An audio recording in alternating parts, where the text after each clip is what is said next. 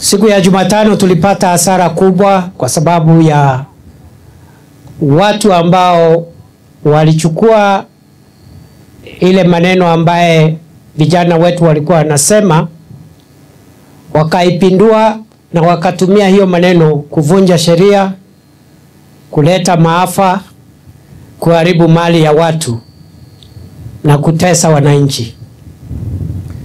Ile maoni ambao vijana walikuwa natoa maoni ya vile wangetaka serikali yao ikue, sisi tunayasikiza yale maoni na tunaamini mtu yote, mwananchi wa Kenya ako na uhuru ya kutoa maoni, hata kama ni maoni yanatofautiana na serikali.